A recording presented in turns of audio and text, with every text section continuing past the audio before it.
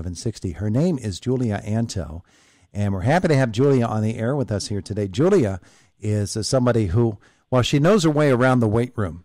She's a healthy living expert, a strength coach, a power lifter, a physique competitor, and she's been in the strength industry for over 20 years and working with a wide range of levels and abilities. Our conversation with Julia brought to you by Marcus & Mack, voted best personal injury law firm in the Best of Indiana County contest. Marcus & Mack, a law firm representing injured people. And Julia tells me she's coming to us from Highlands, Indiana. Julia, where's that? So Highland, Indiana is actually right outside Chicago. We border Illinois and Indiana, so we are right outside Chicago by Lake Michigan. Oh, there you go. There you go. Boy, the temptations, the Chicago cuisine, the temptations must be really difficult, huh? We got some good food in Chicago.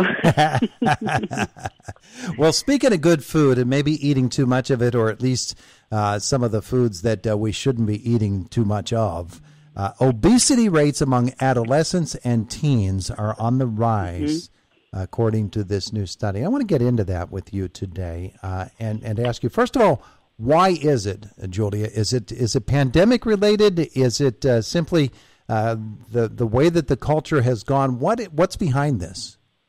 So the interesting thing is the numbers that came out from 2017 to 2020 is actually pre-pandemic. So we were actually seeing an increase in obesity prior to the pandemic. Over the next year or two, you will see the new numbers from 2020 to 2023 come out, which we can expect those will probably be increased as well. So even prior to the pandemic, an increase in obesity is telling me that it's culture related. And if we look around us, we can see it. You know, kids are on their phones, playing video games, they're YouTubing, they're Snapchatting, whatever the kids are doing these days, and they would rather do that than be outside or do an activity. See, that is one of the things that is out there right now, and people recognize it because there are a lot of people that say, you know, video games and Doritos are not a good mix, and there are too many kids that are just mixed up in it. Yeah, you're exactly right. And, you know, over the last 20 years since, you know, we've had this increase in social media and technology, it's become more readily available. You know, when I was a kid, we didn't have that. And it was, you know, we were forced to go outside and play with our neighbors or find kids in the neighborhood riding bikes. And it's out there. It's starting. I think some parents of my generation are starting to see that a little more and are starting to try to, you know, have play dates or groups meet up, but it's still a struggle. The kids are really, you know, honed in on those, you know, devices, and it's a struggle as a parent to pull them away and get them involved in something else. Well, yeah, but it is really a vital thing for parents to do, and for parents to actually become involved in the same sorts of habits that they're trying to teach their kids, right? You're absolutely right, and it's interesting because, you know, we've had our own kids say the same things. Whether if I'm on my cell phone answering an email, you know, my kids will be like, "Hey, Mom, you know, you're on your phone." You're like, "Oh yeah, you know." So they do. The kids see what we are doing, and so I think it's important if you can start with that, and if the kids are seeing from a very young age what the example is. But I have two teenagers, and there's a couple things that we do. We make sure that when they come home, they have time away from their phone. So if that means going outside and finding neighbors to play with. My daughter plays volleyball after school, so she's busy doing that. And then the other thing is that our kids are not allowed to have their phones in their room at night. So phones get put away at 8 p.m., and they're not allowed to have them in the middle of the night where they have easy access to it. So as parents, we really need to be that gatekeeper of how much access they can have. We're talking this morning with Julia Anto. Now, something about those studies that you referred to a couple of moments ago. Obesity rates spike significantly in kids ages 2 to 5 and ages 12 to 19, but not 6 to 11. So basically the elementary school years, they're doing better. Why is that? So in my opinion, I think what it is we have that 2 to 5 age group, you know, where kids are still, you know, throwing tantrums and things like that. It's easy to toss a kid an iPad and have them watch a video to calm them down. But that elementary age from 6 to 11, and I think it's great that age group is doing better, they still get antsy. I think that's an age where developmentally the body still wants to get out and do and be active. Elementary schools, at least around here, still have recess and PE classes and things like that. So I think if we can take that data and take it to heart with parents and school administrators and notice that trend, that could be extremely important, because as the kids get to middle school and high school, recess disappears. PE class is now an elective. It's not something that you have to take. And so if we can use that to our advantage, we can help the kids as they get into high school. You know, just a second ago, as we were talking, my Fitbit went off and told me I only have 48 steps out of the 250 that I need in this hour, because I've been standing here at this console doing this show. Julia, is technology going to be one of the keys to helping us to maybe make it more attractive for kids? So I believe there are companies out there they're trying to do that, and they've done that with the adults currently, right? You have these at-home systems that have virtual trainers. So they're trying to make it more accessible to people, instead of who maybe don't have access to go to a gym or don't have the financial resources to hire a personal trainer. So I think we might see that in the next, 15 to 20 years, where it might be available to kids.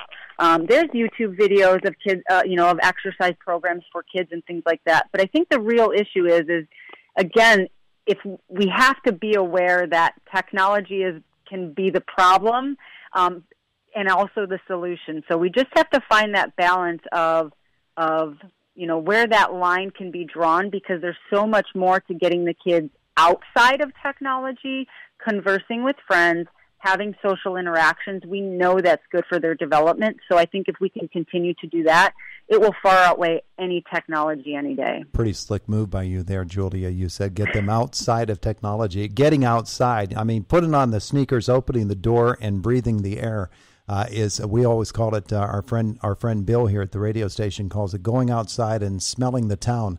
And actually going outside and doing fitness-related activities, even if you don't realize that that's what you're doing, that's a real key.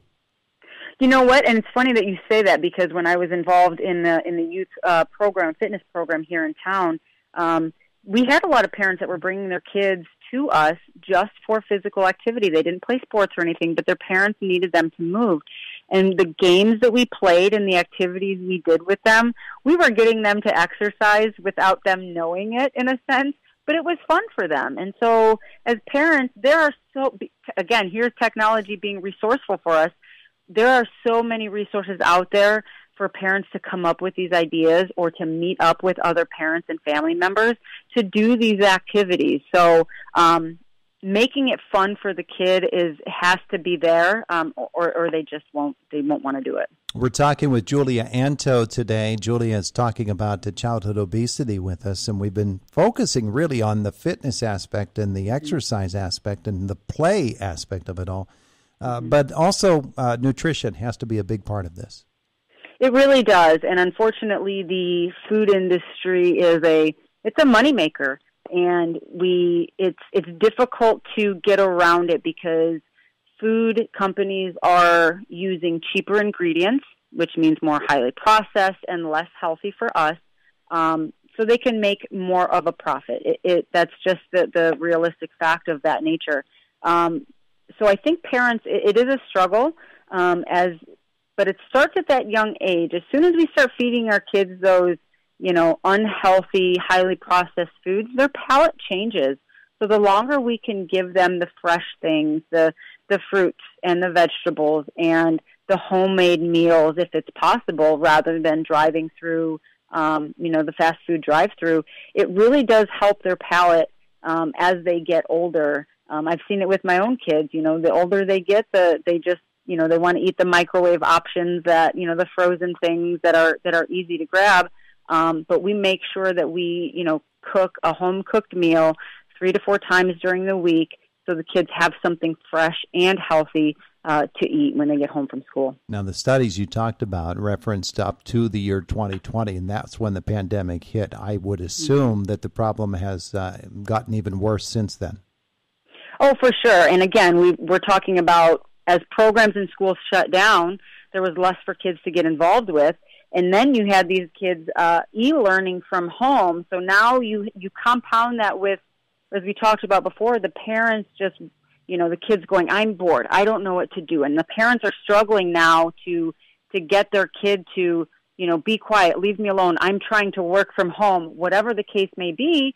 And so again, we're giving them the fast food, we're giving them the processed things to eat, we're throwing them in front of the TV. So that pandemic really threw a lot of parents for a loop. I do think from what I'm starting to see is that some parents are starting to realize that and make a change. So I'm hoping that as we come out of this pandemic phase that we see a little bit better of an upswing in the kids getting moving and a little bit of a push for some healthy options for these kids. As we're conversing here today, I'm looking at pictures of Julia Anto working out, and I'm saying to myself, please don't make me do that. But man, you get into it. I know that you would love for people to embrace a little bit more of that lifestyle, at least.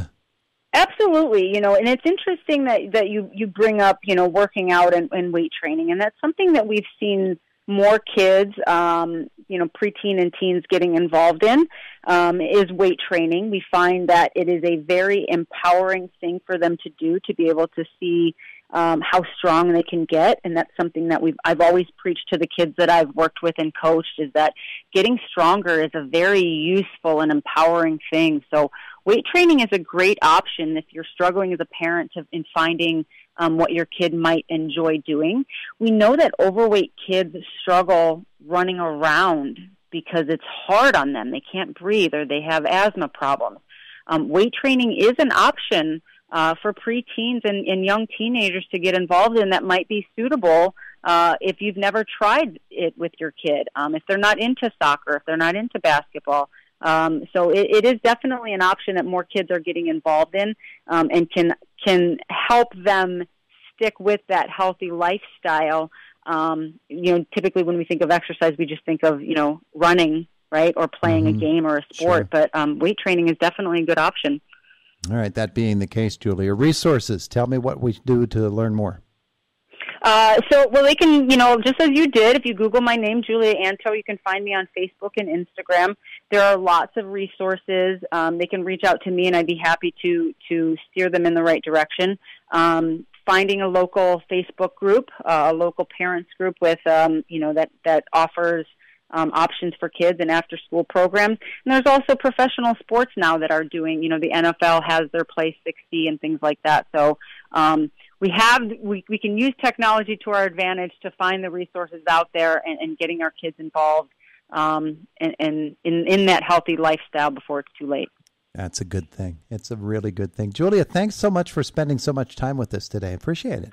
Thank you so much for having me. Have a great day. You too. Bye-bye. It is the voice of Indiana County. It's WCCS 101.1 FM and AM 1160.